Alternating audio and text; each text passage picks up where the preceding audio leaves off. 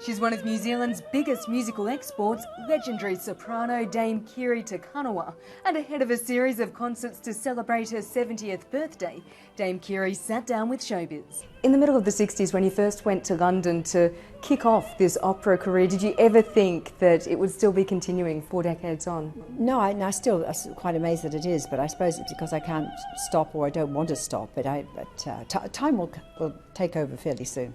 But not yet, dousing retirement rumours. Darling Judi Dench, who I adore, she said, do not mention the word retirement and don't mention old. But you are no longer doing full operas. That's right, but I'm not retired. So we don't mention the word anymore. You became a household name performing at the wedding of Prince Charles and Diana, and you're somewhat of a royal favourite. You share a hairdresser with the Duchess of Cornwall, I understand? Well, she stole him away now because he's on tour with her all the time. And is it true when you became a dame, Prince Charles contacted you and asked, how do you like it? And you said it's made your life more difficult. Well, a little bit, yes. It was strange at that time to be given a title, that I was very uncomfortable with it for quite a few years, and then sort of, as I've become a little older, I've become more comfortable, because I am a dame. An old dame. And recently played another Australian dame, Nellie Melba, in Downton Abbey, but denies herself engaging in the other dame's famed diva antics. Oh no, not me. I'm not at all.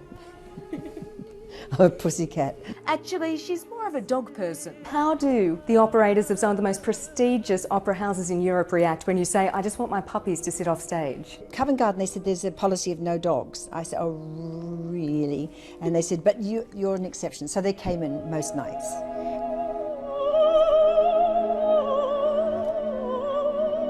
Stage show legacy includes a foundation set up for emerging opera stars. For you, when you first commenced your career and went over to London, you felt you didn't have anyone to speak to. So outside of the technical training and the introductions, do you see your role within the foundation as also being that sounding board? Well, very much so, because there'll be a sort of an emergency call. I really need to talk to you. I said, well, why didn't you ring a few days earlier? You know, stop stressing yourself. But they all know how to Skype me anytime, night or day, and they do.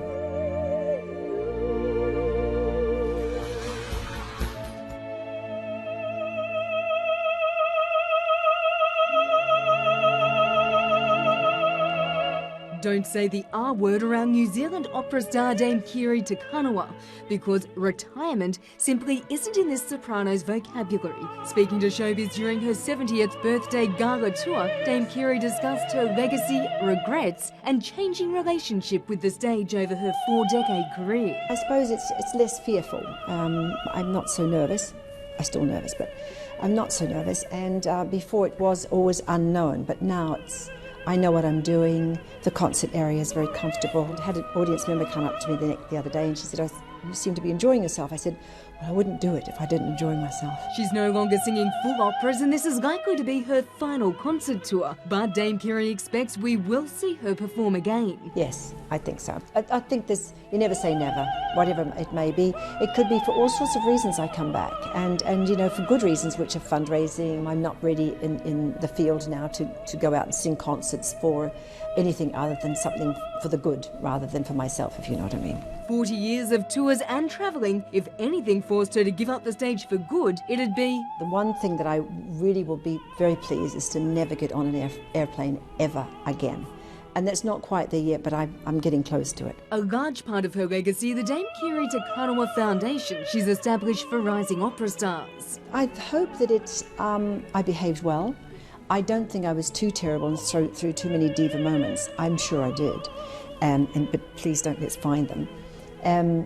All I want to do is make sure that whatever I put out, it was worth a student looking at. What would you say has been your greatest sacrifice for your career? Mainly time with my children. That was the big thing. It was heartbreaking to leave them all the time. Even though, you know, I got back as much as I could, it was not the one night when they needed you. You know, that's the worst of all. I totally and utterly regret that. But it was something that, you know, freight train, you're on it.